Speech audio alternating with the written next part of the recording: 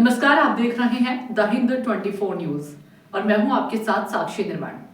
आइए नजर डालते हैं आज की कुछ बड़ी खबरों की ओर।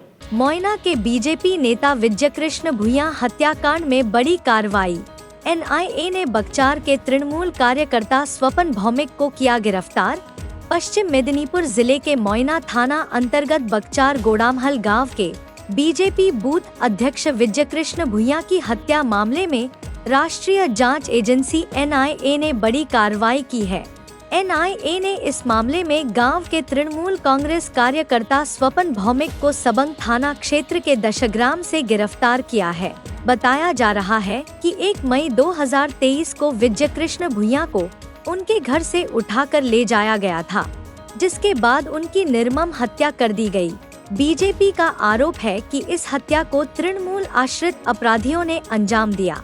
घटना के बाद मृतक विजयकृष्ण भुइयां के परिवार ने कोलकाता हाई कोर्ट में याचिका दायर कर एनआईए जांच की मांग की थी।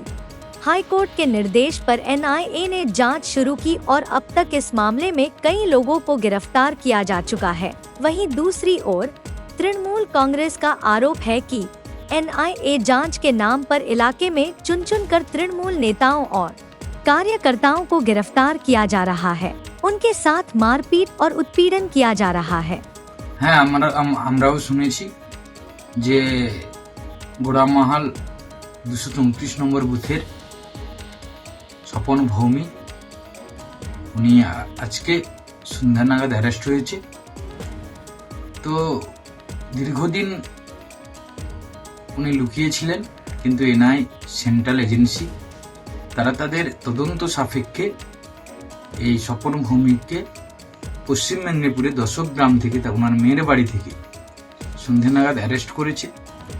আমরা এটুকু জানি যে সেন্ট্রাল এজেন্সি যেভাবে তারা তদন্তটাকে এগিয়ে যাচ্ছে, তারা এটুকু নিশ্চিত যে যেখানেই লুকিয়ে থাকুক, আমাদের 234 নম্বর বুথের বুথ সভাপতি বিজয় কৃষ্ণ ভূঁইয়াকে খুনের মামলায় যারা জড়িত তাদেরকে কিন্তু কেউ রেহাই পাবে না। তারা যেখানেই থাক, যেই পরিস্থিতি থাক, তদন্ত সাপেক্ষে এনআই তাদেরকে অ্যারেস্ট করছে। তবে আমি এটুকু বলবো, এজেন্সিরা কি করছে না করছে সে বিষয়ে তো আমরা কিছু জানি না। তবে আমাদের এটুকু দাবি যে যাই করুক, রাজনীতির প্রতিহিংসার জন্য যে স্বপন ভৌমিক কিংবা আদার্স যারা আছে এই মামলার সঙ্গে জড়িত, এনআই তার সঠিক এর যে 1-1.5 বছর হয়ে গেল, এখনো তারা ওখানে ইন্সপেকশন কমপ্লিট করে চার্জশিট দেয়নি।